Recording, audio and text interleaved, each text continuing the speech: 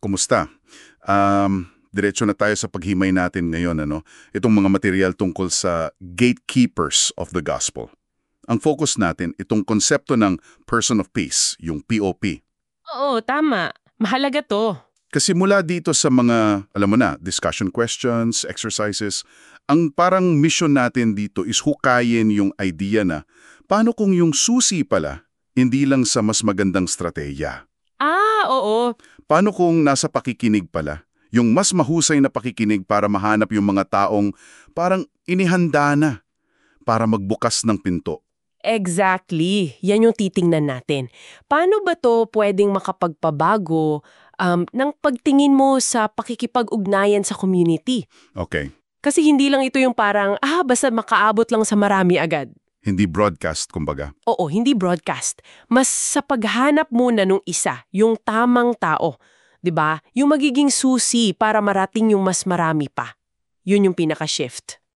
Yung pinaka-point kasi dyan, bale, is yung access at saka readiness. Access at readiness. Okay? Oo. Yung POP, yung gatekeeper, siya yung tao sa isang lugar na parang bukas na. Handa na siyang tumanggap. Handa saan? Hindi lang sa mensahe, pati sa mensahe mismo at sa misyon. Ito yung tinatawag na 3 Rs. Receptive sa messenger, sa message, at sa mission. Okay. Yung 3 Rs. Oo. Importante yung distinction kasi iba yung tunay na kahandaan. Sa simpleng interest lang, alam mo yon, o kahit yung pagiging hospitable lang, pwedeng mabait pero hindi pa siya yon. Oo nga, no? Pero teka, parang mahirap sukatin yan. Yung tunay na kahandaan. Paano mo malalaman na hindi lang siya curious o nakikisama? Tama ka dyan. Isa yan sa mga hamon talaga. Kaya nga, ang suggestion dito is masusing pakikinig. At saka yung tinatawag na spiritual discernment. Discernment. Oo. Tapos, nababanggit din yung konsepto ng peace testing. Peace testing. Yes. Ano yon? Kaiba sa evangelism.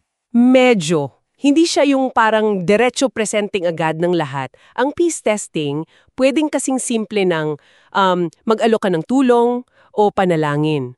Tapos obserbahan mo kung paano nila tinanggap. Okay. Parang testing the waters. Parang ganun. O kaya subukan mong mag-open ng topic about spiritual things pero walang pressure. Tingnan mo kung may awaw ba talaga, kung may openness. Okay, gets ko. At binabanggit din dito na parang kailangan nating balikan yung ginawa ni Jesus at Pablo na mas mahalaga daw sa kanila yung relational access. Oo, yun nga. Yung paghahanap ng mga POP, mas priority nila yon kesa sa, alam mo na, malakihang public platforms agad. Na parang yun yung mas uso ngayon, di ba? Yung mga malalaking events. Dito nga pumapasok yung parang challenge sa current methods natin. Kasi ang tanong, yung focus ba natin sa pagpaparami lang ng attendees o sa paghahanap at pag-aalaga talaga ng mga pop? Good question. Ang suggestion kasi dito, mag-shift tayo. Mas pahalagahan yung pakikinig, pag-observa, pag-asa sa guide ng espiritu kaysa sa paramihan lang na activities. Kinu-question din nito yung metrics natin ng success. Okay. Pero balik tayo dun sa sinabi mo kanina. May mga panganib din, di ba? Yung maling pagkilala, false positives. Paano nangyayari yon? Oo, critical yan.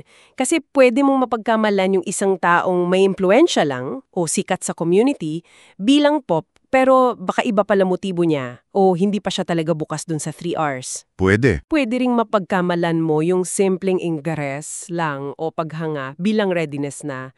Tapos, isa pang malaking point dito, yung cultural bias natin. Cultural bias? Paano yun? Baka kasi, dahil sa mga sarili nating expectations o prejudice, hindi natin mapansin yung mga potential pop na hindi pasok sa ideal natin. Halimbawa, Halimbawa, kababaihan sa mga lugar na very patriarchal, o mga bata, kabataan, o yung mga nasa laylayan, yung mga hindi natin normally iniisip na pwedeng maging gatekeeper. Baka ma-overlook natin sila. ibig sabihin baka namimiss natin yung mga tunay na pop dahil sa sarili nating filter. Posibleng-posible. Tapos andito din lagi yung tension na binabanggit din sa exercises Yung gusto nating kontrolin yung proseso, yung resulta, versus yung talagang pagsunod lang, pagsunod sa guide ng espiritu kahit hindi natin ine-expect o hindi komportable para sa atin. Wow, ang lalim niyan. Tapos, hindi lang pala ito tungkol sa isang tao lang, ano? May ripple effect daw. Pa-explain pa nga nun? Eksakto! Kasi nga, gatekeeper siya, di ba? Pag nakakonect ka sa isang POP, hindi lang siya yung naabot mo. May access siya sa network niya. Ah, sa network niya. Oo, yung influensya niya pwedeng umabot sa iba't ibang aspeto ng community. Kunwari, teacher yung POP mo, pwedeng magbukas yun ng pinto sa education system. O kaya kung nasa gobyerno. Oo, baka sa justice system o sa serbisyo. Kung negosyante, baka sa ekonomiya. Yung potential impact hindi lang sa pagdami ng members ng isang grupo, kundi posibleng transformation ng mas malaking sistema. Grabe yung potential. Kaya importante din daw yung matalinong pagmamapa at stewardship ng mga network na yon. Okay, maliwanag na ngayon. So, kung ibuod natin itong usapan natin mula sa mga material mo, parang ang pinaka-core talaga is yung pagbabago ng focus.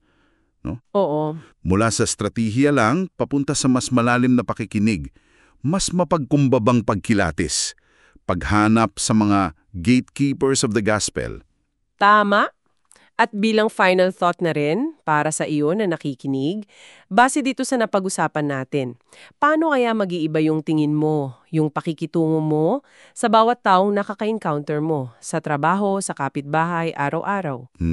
Kung iisipin mo na bawat interaction, posibleng isang divine appointment, isang chance na makilala mo yung person of peace, yung gatekeeper, na pwedeng maging susi sa mas malawak pang pagbabago sa paligid mo. Yun siguro ang magandang pagnilayan.